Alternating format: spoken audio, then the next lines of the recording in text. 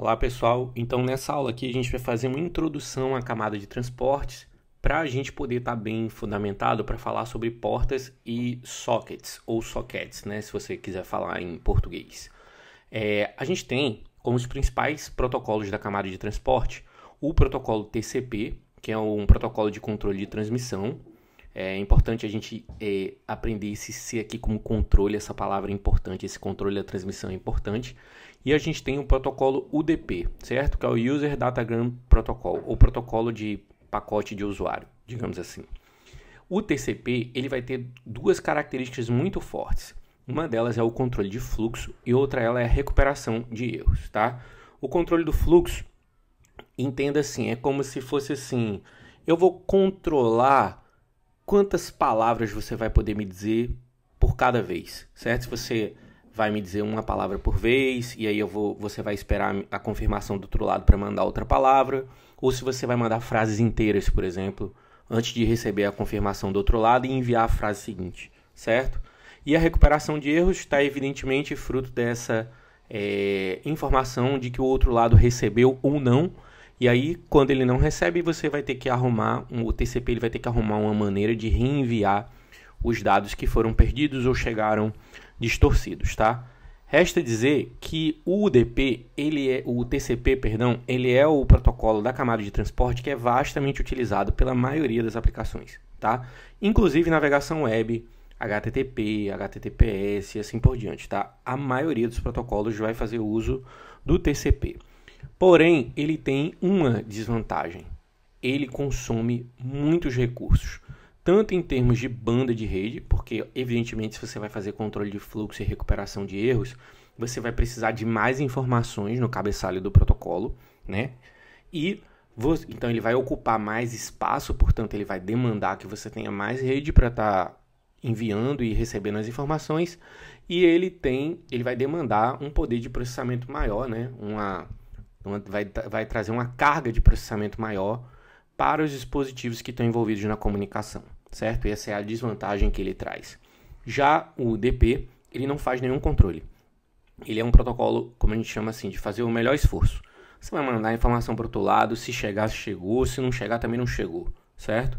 E ele vai ser utilizado por muitas aplicações que funcionam em tempo real. Voz sobre IP, ou, por exemplo, aplicações de streaming de transmissão ao vivo, em alguns jogos, né? Porque você está lá jogando, se o comando que você deu não chegou até o servidor, já era, amigo. O jogo está em tempo real, então já foi. Manda de novo, tá? Entre outros protocolos que vão utilizar o protocolo UDP, tem também tecnologias que vão usar tanto o TCP como o UDP na camada de transporte, certo? E a vantagem dele, evidentemente, é justamente a desvantagem do TCP, né? Ele é um protocolo bem menor, o cabeçalho dele é menor, então ele demanda menos rede e ele vai demandar menos poder de processamento. Então, assim, via de regra, a maioria das aplicações vão usar o TCP, mas quando não faz tanta diferença assim, a gente pode usar o UDP tranquilamente e funcionar com ele. Lembrando que a unidade da camada de transporte são os segmentos, certo? A gente já viu isso várias vezes. Na camada 2 você tem frames, na camada 3 você tem pacotes, na camada 4 você tem segmentos. Outra característica, gente, que o TCP tem é que o TCP ele é um protocolo orientado à conexão. O que isso quer dizer? Que antes dele começar a transferência de dados, ele precisa antes fazer um pré-estabelecimento de conexão entre o host de origem e o host de destino. Ele precisa saber que tem um host lá do outro lado, um dispositivo do outro lado, com quem ele está se comunicando. Então é tipo assim, antes de eu começar a falar com você, eu preciso saber que você está do outro lado da linha para a gente começar a nossa conversação. Esse é o TCP. Com o UDP, não. O UDP ele não vai exigir essa troca de mensagens inicial para poder começar a transferência de dados, certo? Ele não requer esse pré-estabelecimento de conexão. No TCP a gente vai ter o que a gente chama de aperto de mão em 3 vias, e a gente vai ter uma aula específica sobre isso.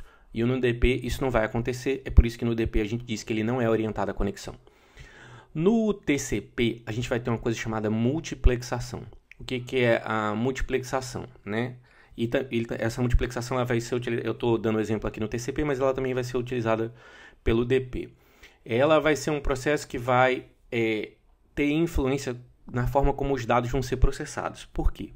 Porque até aqui, quando a gente fala só até a camada 3, a camada de redes, o que você tem é, por exemplo, Ariel, que tem um determinado endereço IP de origem, e você tem Bernardo, que tem um determinado endereço IP de destino.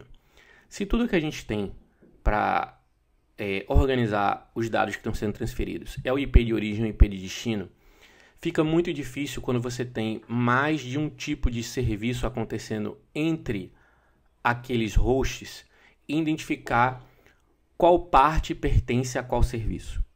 A gente chama isso de processos, tá? Então, por exemplo, se a Ariel está baixando uma página web de um servidor que tem lá em Bernardo, num servidor web que tem em Bernardo, isso é um processo.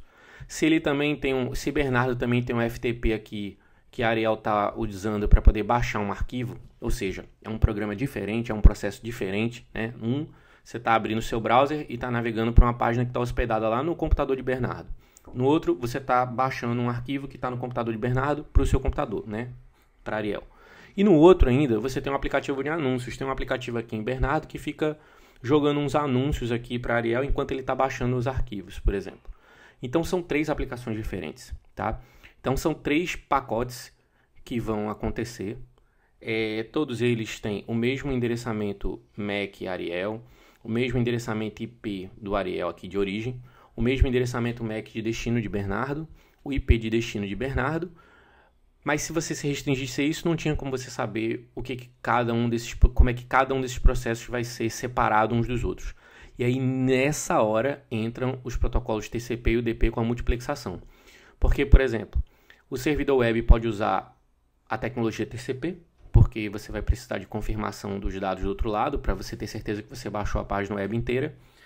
O aplicativo de transferência de bancária, sei lá, que você está fazendo, né? Está transferindo uns dados bancários, por exemplo, que você está baixando. Ele também pode usar o TCP, enquanto que os anúncios é uma coisa assim que você pode usar uma tecnologia UDP para poder fazer, certo? Então, e a gente vai ver que tem um outro endereçamento aqui que vai ser utilizado, que é o endereçamento de porta, para justamente ajudar a diferenciar esse serviço aqui, esse processo aqui, desse processo aqui e desse processo aqui, tá? Então não vai ser mais só endereçamento IP de origem e endereçamento IP de destino. Vai ter endereçamento IP de origem, endereçamento de porta de origem, endereçamento IP de destino e endereçamento de porta de destino. E claro, esse endereçamento IP ou esse endereçamento de porta, ele vai estar relacionado também se é um protocolo TCP e UDP, certo? Isso também vai ter uma influência. Então o cara lá, o Bernardo, recebe 3 pacotes, cada um vindo da mesma origem de MAC e IP, mas ele precisa saber qual dos aplicativos vai receber quais dados de cada pacote, certo? Quando ele for enviar. E aí o que acontece? A gente vai ter esse conceito de porta. Então aqui, nessa aplicação de página web, o Ariel vai usar o endereço de origem dele, vai usar o protocolo TCP e a porta de destino com quem ele quer se comunicar lá do outro lado, que é o endereçamento de camada 4, vai ser a porta 80. Já na aplicação de transferência bancária, ele vai usar o protocolo TCP, vai usar o endereço de origem dele, IP, o protocolo TCP, só que dessa vez a porta de destino é a 9876.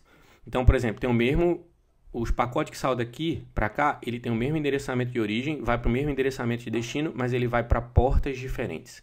O endereço da camada de transporte aqui está em portas diferentes. Para a página web, para a transferência bancária e aqui no caso para o UDP na porta 800. Porque assim, você pode ter uma porta 80 no TCP e tem uma porta 80 no UDP também, tá? O TCP e o UDP é como se ele dividisse ele faz uma divisão de um galho em 2. Então você tem as portas TCP e as portas UDP. Uma porta 80 no TCP é uma coisa e uma porta 80 no UDP é outra coisa, certo? De forma que você escolhe o tipo de serviço, o tipo de protocolo que você vai utilizar, TCP ou UDP, e depois ali você escolhe a porta com a qual você quer se comunicar do host de destino. Você vai ter esse conceito que a gente chama de socket. O que é o socket? É a junção do endereçamento IP com o protocolo da camada de transporte, que é o TCP ou UDP, e o número da porta com o qual você está se comunicando, tá? Aí, com essas informações, é que o host que está lá do outro lado, ele consegue identificar como é que ele vai lidar internamente com cada uma dessas demandas que ele está recebendo. Os sockets eles estão definidos nesse RFC 793 aqui. E um exemplo que você pode ter é esse cara aqui, ó. Ele está um socket lá, 192.168.0.1 na porta 110, certo?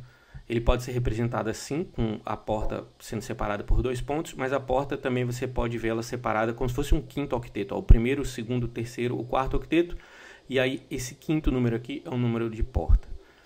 Se ele estiver usando, por exemplo, o protocolo HTTP, a porta 80, né, essa é outra maneira que você pode encontrar representado, aí você sabe que ele, HTTP vai estar utilizando um protocolo TCP. No endereçamento IPv6 é do mesmo jeito, só que no lugar do endereçamento IPv4 aqui você tem o endereçamento IPv6, aqui você tem portas, e essa porta pode, no IPv6 ela pode ser 2 pontos, 1 ponto ou uma cerquilha, tá? Um hashtag, como você queira chamar. E você tem que lembrar que toda conexão ela é iniciada sempre pelo cliente. O servidor ele nunca abre conexão com ninguém. O servidor ele escuta nas portas TCP e UDP para ver se chega uma conexão para ele, alguma demanda para ele. Mas quem inicia essa conexão, quem inicia essa solicitação é o cliente, certo? O cliente solicita algo que o servidor vai entregar. É basicamente isso. E aqui, ó, você tem uma comunicação que, se você não tivesse sockets envolvidos, seria como se fosse um bolo só, né, de comunicação. Mas quando você tem as portas envolvidas e os protocolos da camada de transporte envolvidos, aí você consegue identificar, através de 2 sockets, cada uma das comunicações. É como se fosse assim, ó. As aplicações, elas se comunicam, para um host se comunicar com o outro, ele precisa entrar no outro sistema, o cara que está lá do outro lado, o dispositivo que está lá do outro lado, através de uma porta, certo? Ele se comunica com uma porta, ele atravessa uma porta. Essa porta ela pode ser TCP ou UDP, e para abrir essa porta, a chavezinha que abre essa porta é um socket. E aí você precisa de um socket para chegar lá, e o cara de lá precisa de um socket para chegar até você, a sua porta. Tá? É assim que a comunicação acontece de porta a porta, é a comunicação que a gente chama de comunicação de processos, certo? Então você tem aqui, ó, um aplicativo de anúncios na porta 1025, e aqui ele está se comunicando com outro aplicativo de anúncios de Bernardo na porta 80. Então ele sai daqui com o endereçamento IP de Ariel 10.1.1 no protocolo UDP, e ele se comunica com a porta 1025 como porta de origem. Então esse é o socket de Ariel. Endereço IP dele, o protocolo da camada de transporte que ele está utilizando e a porta de origem com que ele está se comunicando, da qual ele está saindo. E ele vai para um determinado destino. Aí aqui está o endereço IP de Bernardo, o protocolo da camada de transporte de Bernardo. É claro que o protocolo que está sendo utilizado aqui nesse processo tem que ser o mesmo daqui. Não dá para abrir um cara TCP aqui e ser UDP aqui. Os dois têm que ser iguais. Então aqui é igual aqui, ó, e aqui é igual aqui. Mas a porta de destino que ele vai utilizar é uma outra porta. Tem uma porta de origem que você vai utilizar e tem uma porta de destino que você vai utilizar, que é com quem você está se comunicando. E da mesma forma aqui você tem um aplicativo de transferência web, endereço IP de Bernardo, protocolo TCP, porta de origem de Ariel. Endereçamento IP de Bernardo, que é o endereçamento IP de destino, protocolo da camada de transporte que ele utilizou, e aqui está o endereçamento de porta de destino. E da mesma coisa aqui para a comunicação do navegador web. Então você tem 3 sockets em Ariel e 3 sockets em Bernardo, e a união de cada um desses 2 sockets é que identifica cada um dos processos, tá certo? Essas portas que vão ser utilizadas, as portas para quais os clientes vão abrir comunicação são geralmente as portas que a gente chama de portas baixas, que são serviços que a gente já conhece na rede.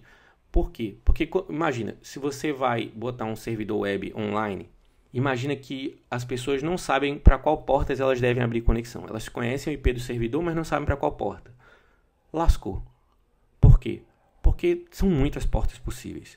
Então tem serviços que já são bem conhecidos, certo? Da gente. Por exemplo, toda navegação web usa a porta 80. Se for HTTPS, usa a porta 443, por exemplo. FTP usa a porta 2021. Telnet usa a porta 22. Então, quando você quer se conectar com o servidor por Telnet, você vai abrir uma conexão para aquele servidor e vai utilizar o protocolo TCP na porta de destino 22. Deu para entender? O client que está iniciando a conexão, ele pode escolher uma porta aleatória para ele usar como origem, mas a porta de destino vai ser uma porta baixa do servidor, porque essas portas aqui, elas são do 0 a 1023, elas são portas que já são reservadas para serviços que os servidores costumam oferecer. Essas portas aqui que a gente chama de portas altas, que é a partir da 1024 até 65.535, são portas que os clientes podem utilizar para se comunicar.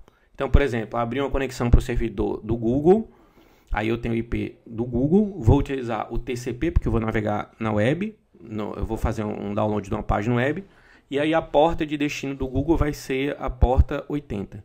Mas eu vou ter no socket do meu lado o meu endereçamento IP, vou utilizar o protocolo da camada de transporte TCP, e aí como porta de origem eu vou escolher uma porta aleatória entre o 1024 e o 65.535. Deu para entender? O cliente abre a conexão usando uma porta alta para ele como origem. Mas a porta de destino do servidor vai ser uma porta baixa, porque são serviços que a gente já tem bem conhecidos na rede, certo? Então, se você for olhar pela classificação da IANA, ela tem 3 faixas, que são essas portas bem conhecidas, que vão do 0 a 1023, certo? Que são portas que vão ser utilizadas por serviços de rede. Você não vai pegar o seu computador e botar ele para abrir como porta de origem, né? Endereçamento de origem de porta, nenhuma dessas portas baixas, mas você pode usar essas portas mais altas aqui, certo? Já o servidor, ele provavelmente tem algumas dessas portas baixas lá habilitadas para poder receber as solicitações que vão chegar dos clientes. Mas o servidor, quando me responder de lá, ele pode enviar como endereçamento de porta de origem essa porta baixa dele, e como endereçamento de destino, ele vai utilizar a porta que eu escolhi para mandar para ele, que geralmente é uma porta alta, tá? A gente vai ver isso aqui na prática mais para frente, tá certo? A gente depois vai aprofundar um pouquinho nesses conceitos, mas por enquanto eu precisava fazer essa introdução para tornar os próximos tópicos mais fáceis de vocês entenderem. A gente se vê na próxima aula.